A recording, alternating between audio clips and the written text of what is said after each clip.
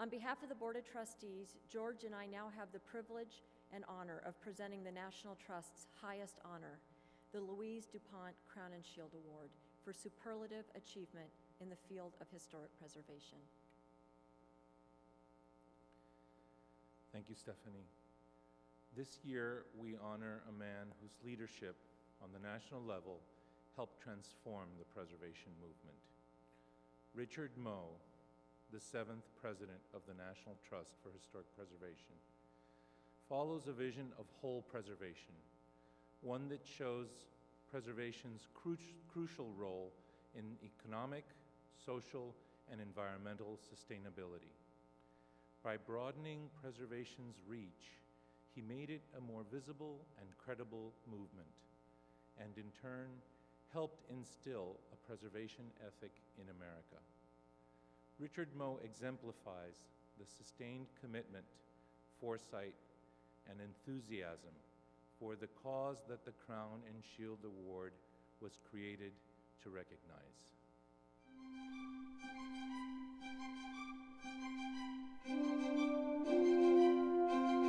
As the 7th President of the National Trust for Historic Preservation, Richard Moe transformed not just the organization, but the preservation movement as well. When Moe started in 1993, he brought to the table a distinguished career in public service, a lifelong interest in history, and a commitment to build and lead a strong, diverse, and truly national movement. Under his leadership, the National Trust advanced the public's understanding of how our lands, cities, towns, neighborhoods, and buildings are vessels for our national memory and identity. He championed diversity, sought to protect public lands, and responded proactively to the catastrophic effects of Hurricanes Katrina and Rita in the Gulf Coast. Moe's legacy as president of the National Trust is far-reaching and lasting. He fostered a network of statewide and local partners and, in doing so, he increased collaboration across the country, unified efforts, and strengthened the movement overall.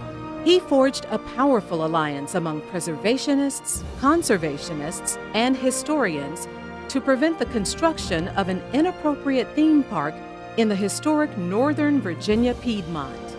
The battles led by Moe against corporate giants such as Disney and Walmart helped to save both iconic and vernacular places nationwide. He spotlighted preservation's crucial role in economic, social, and environmental sustainability, and focused attention on threats facing historic and cultural resources on America's public lands. He ended the National Trust's long-standing reliance on federal appropriations and carried out 2 successful fundraising campaigns.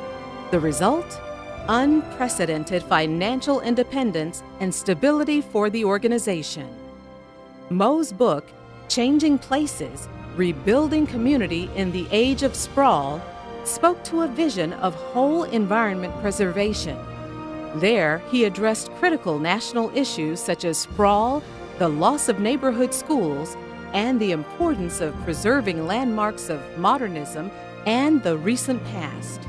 With Moe at the helm, the preservation movement's focus shifted from simply saving historic buildings to instilling a preservation ethic across America. In turn, the National Trust became more credible, visible, and effective, a dynamic force on a national level.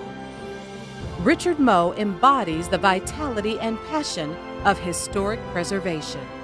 He exemplifies sound judgment, sterling integrity, and untiring dedication to the cause. He was and is a transformational leader.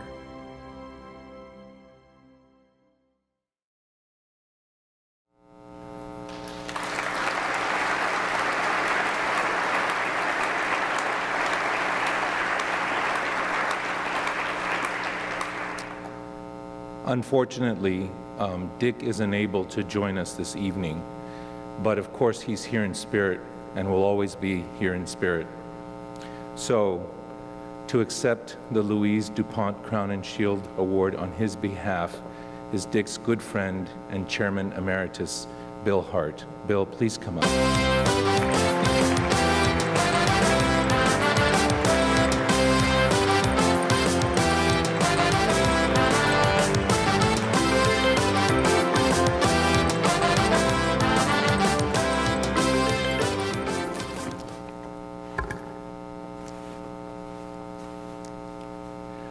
Well, some of you know that Dick had a fainting spell yesterday, ended up in the hospital, and is still there while the doctors figure out what the problem is.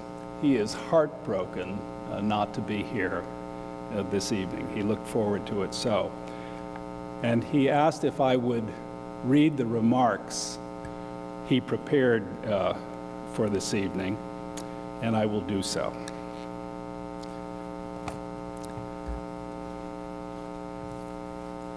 These are Dick's words. Thank you. I am honored and deeply humbled to receive this award and to stand where so many truly great preservationists have stood before. It never occurred to me that anything I did would compare to what they did. For 17 years, I stood where Stephanie stands tonight and handed out 17 glass eagles. I'm thinking a lot about that right now. Whoever said it's better to give than to receive?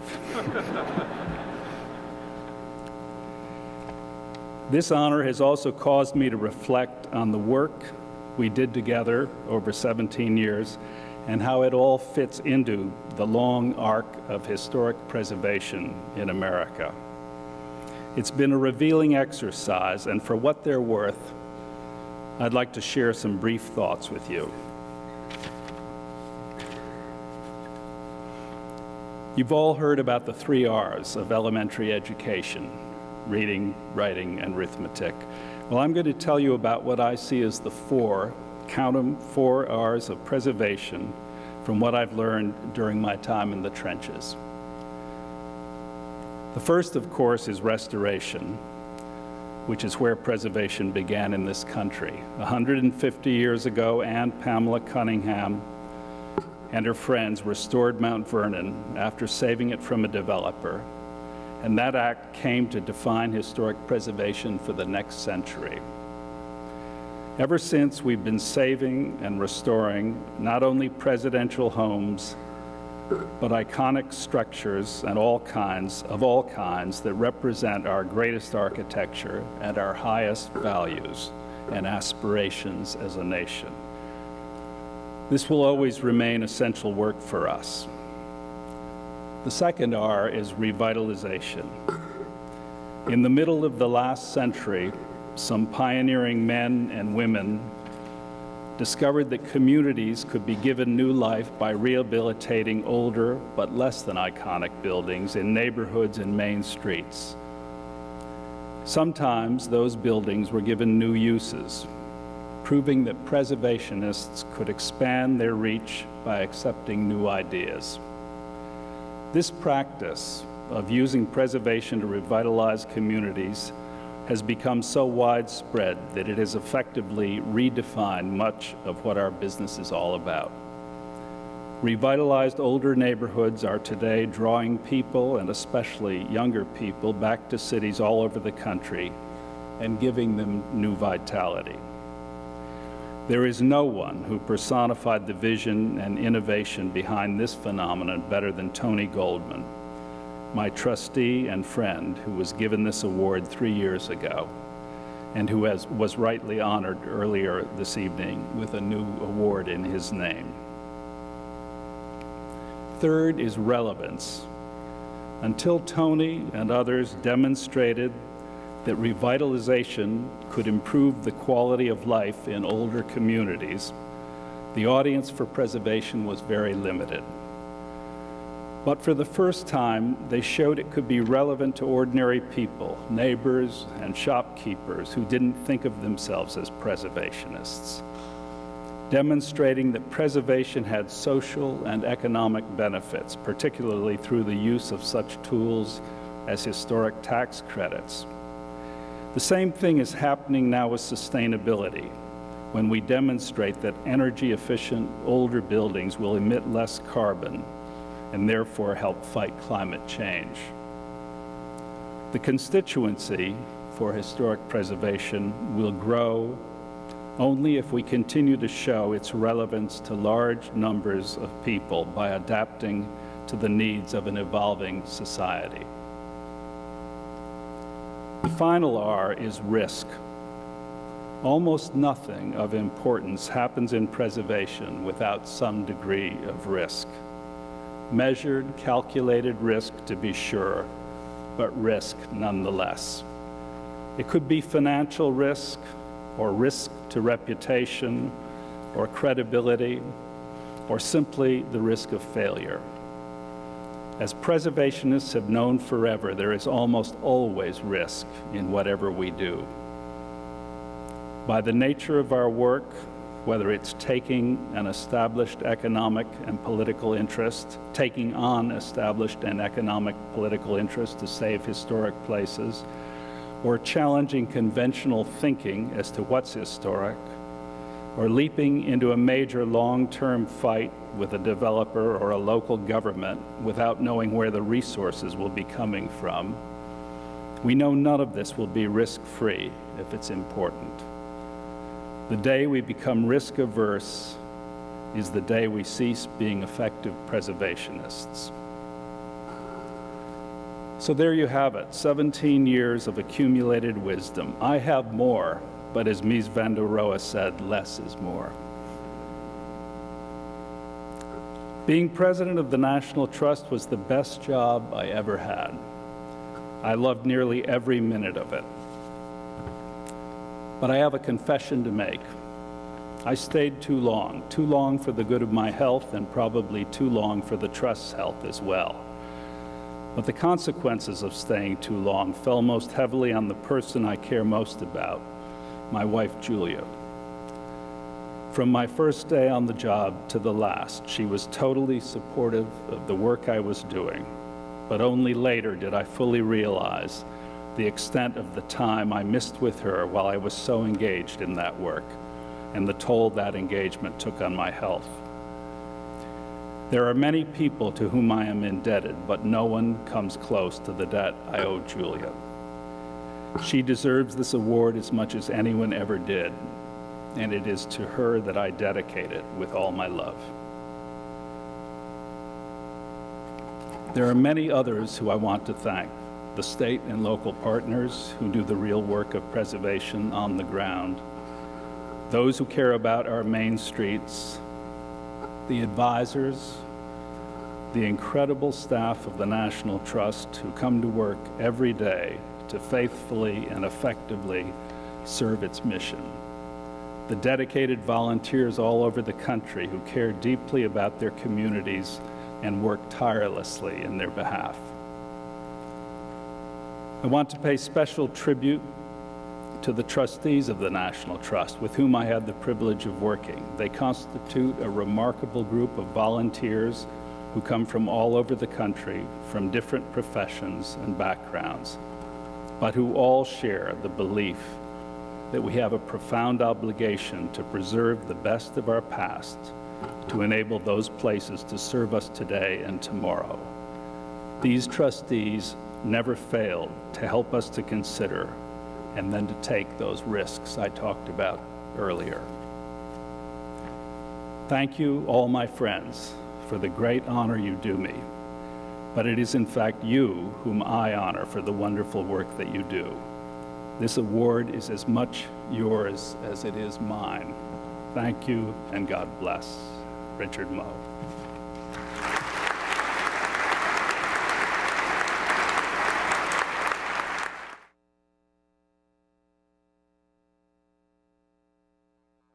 Please join me in welcoming to the stage Mr.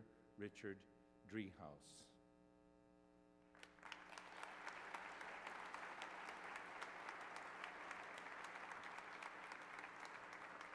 Thank you once again.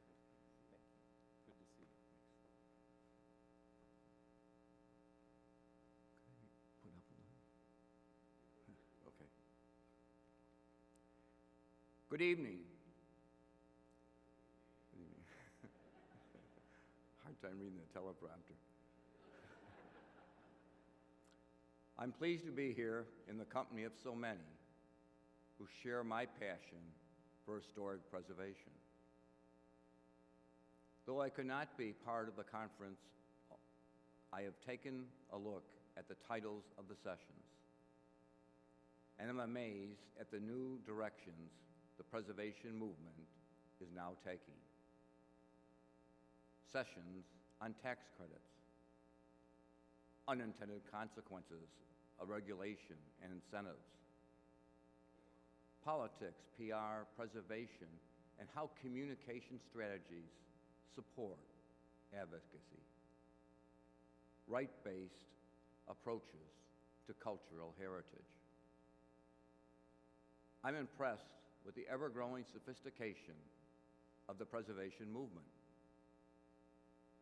how it's working to redefine its goals while remain dedicated to its core values.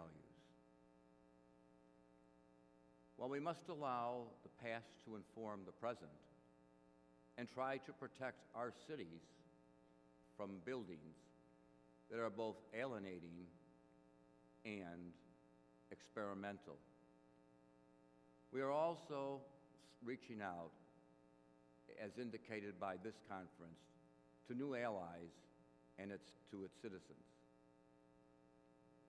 All our children should inherit a built environment in which they can take pride. Let's leave our cities for our children in better condition than we find them today. You've been hearing about the research showing how thoughtful investment in historic preservation that is consistent both with permanence and future flexibility. It is a catalyst for the reaching the many, it's the catalyst for the far-reaching renovation and economic vitality that we seek. Whether religious properties, industrial sites, or federal properties, reuse of historic buildings is the logical first line of action in conservation. We are at a critical juncture. I'm encouraged that out of this group of people, this movement will find and use an ever-shared experience. One that will help us build and rebuild our urban environments so our surroundings continue to speak. I want to take a few moments and pay special tribute to Richard Moe. I know we are all missing him here this evening and wish him a speedy recovery. Richard Moe is one of the National Trust's treasures. I had the pleasure of working with him on several initiatives during his 17 years as president. Richard was tenacious in his effort to grow the preservation movement nationally and increase its acceptance all over the country. In celebration of his enduring legacy, I am announcing tonight my plans for a $250,000 supporting gift to enlarge the Richard and Julia Moe Fund for statewide and local partners.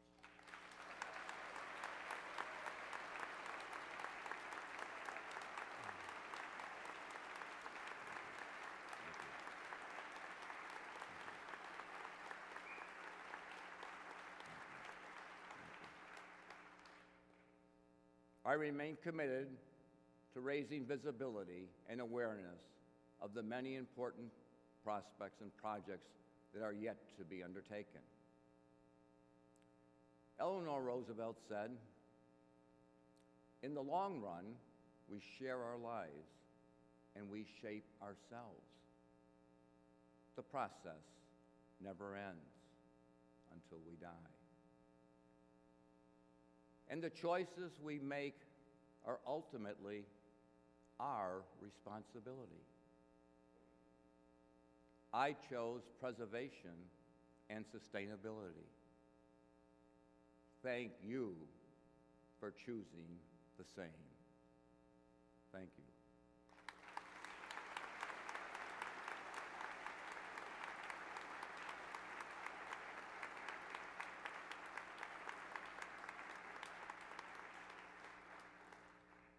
This concludes the ceremony, but the celebration is not over yet. Please join us at the Speakeasy on the Circle and the Preservation Auction immediately following the ceremony at the Columbia Club. Thank you.